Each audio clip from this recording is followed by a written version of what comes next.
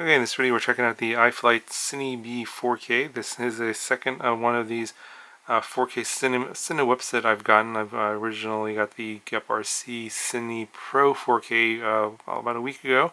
This is the second one that's come in, and I'll also be getting the Beta FPV Beta 85X 4K as well, and also the full speed Cinewhoop is also coming as well. I think there's a couple more even beyond that I've seen. So a bunch of these coming out. Obviously they're all based on the Caddx Tarsier camera, which I did a bunch of videos on already. So if you want to see more specific videos about this camera, this 4K camera, obviously with dual FPV and 4K video, I have a playlist of videos on that. I will put that playlist down in the description. So I'm not going to really cover that camera in detail in this video because there's other videos that covers that. What I'm going to cover is what's on this model and how it performs. So again, we have a dual stack system here, and it looks like, very interestingly, so they put the Tarsier boards in the back here. So that's the two boards there with the button. You see the little antenna connector for the Wi-Fi antenna. That's a 20 by 20 mounting hole, but they're using the 16 by 16 stack here for the flight stack, which is your 4-in-1 AC, your F4 flight controller, and your video transmitter. Now, as you can see there, the USB port is in a really bad spot. They do give you the right angled USB connector to get in there, but then you have to kind of push this duct out of the way. It is a bit of a hassle. But it's kind of like hard to put those ports in specific spots because of where these ducts are if you want to go for these in this configuration with the prop protection if you're flying very slow and tight spaces. On the other side here, they have the I guess they've positioned the camera board here with the micro SD card slot right there, although the camera's having a hard time focusing on it right there.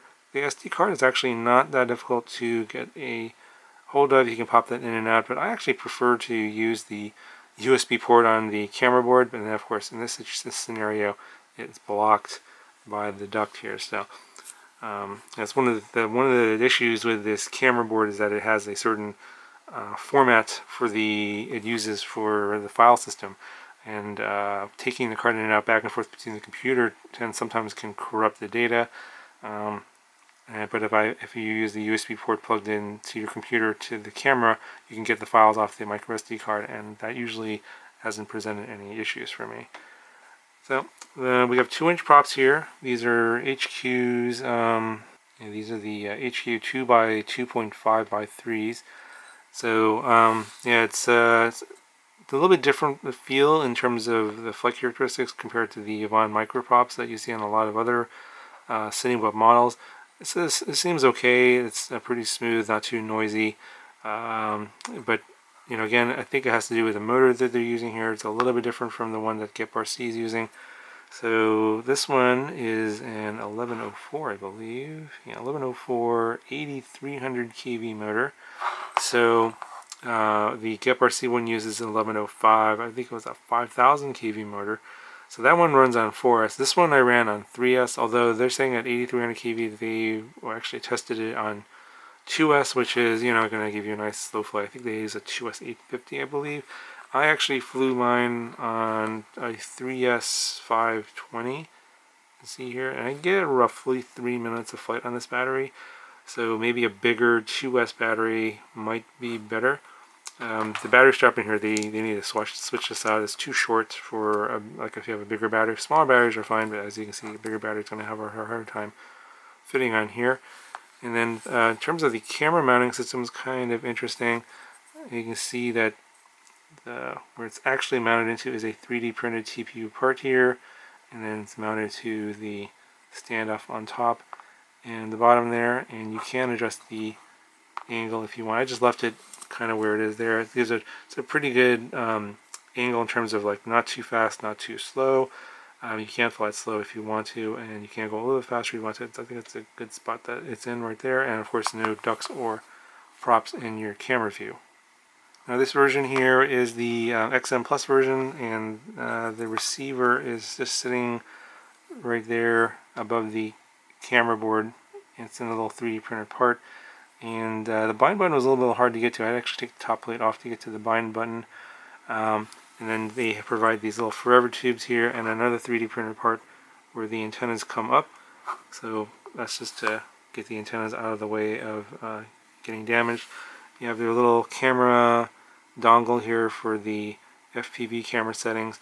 Now if you want to turn on the Wi-Fi, the buttons are accessible right there, and the one that's inside there is the one for turning the Wi-Fi on the 4K camera. So if you want to change the 4K camera settings, you have to do that via the phone app. Now I found that on mine it was set to 2.7K for some reason out of the box. So hopefully that was just a mistake on their part. That should not have been set to 2.7K. Obviously it's a 4K camera, it should be set to 4K 30. So I did switch that. I didn't really change anything else besides that. They did come with, I think, Betaflight 357 on here. I just flew it with whatever tune they sent to me. And it seems fine. I think if you do go to 4.0 or 4.03, then the tune might be a little bit better. So if you guys are interested in something like that, let me know down in the comments below. I might consider doing a 4.03 update video, but I thought it flew fine on 357. In windy conditions, this thing is kind of small, light. It's going to get bounced around. So yeah, if you do fly this in windy conditions outside, don't expect the smoothest flight from something this tiny. So one of the things I suggested to iFlight is maybe switching the motor out to a lower kV motor so that we can go 4S on this. So, you know, maybe go to an 1105 5000 kV like the GEP-RC model. That seemed to be pretty good. I get almost 4 minutes of flight time on a 2-inch prop. Maybe 1104 and the 6000 kV on 4S might be okay too, possibly. Or maybe even going to a bigger motor like an 1106 at 6000 kV. On 4 should be okay on a 2-inch setup like this. Okay, so let's get the weight measurement of this. And this one's coming in at...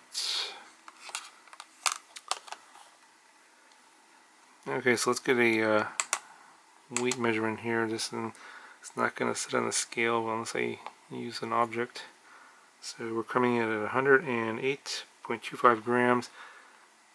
And they're on the battery I used, and we're at 150.7 grams, so we're pretty light.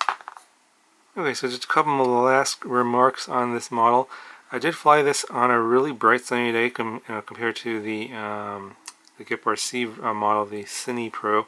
That one was more or less slightly overcast day, so there's a little bit of jello on this one because it's so bright. So when the ND filter does come out for this guy, I think that will help in this case. If you fly this on a slightly overcast day or indoors, I don't think you're going to see any jello at all. But on a really super bright day, I think that there's a little bit of vibration in here somewhere that is causing a little bit of jello. So you'll see that in the 4K footage later on in this video. Possibly changing the props out might help. Maybe going with the Emax Savant props. I found those would be a little bit more balanced and just less jello prone compared to a lot of these 3-bladed props here. So wasn't really something that concerned me too much. I didn't actually bother to go switch the props out. I thought the video was good enough, but I think that if you want to stick with this out of the box setup, maybe getting the ND filter ought to clean that up for you. Anyway, that's going to do it for this video. Yeah, let me know what you guys think of this one compared to the GEP-RC model. And then, I'll, of course, stay tuned for more videos on the 4K Cinewhoop. There's a whole bunch more coming. You should be subscribed and have your notifications turned on so you don't miss those videos. I don't exactly know when I'm going to be putting those out. So if you have your notifications turned on, then you'll have an idea as to when those will pop up and you can watch those. Let me know what you guys think of this model compared to the GEP-RC model and which one you think is better. Let me know down in the comments. If you guys have any questions, let me know, and I'll talk to you guys in the next video.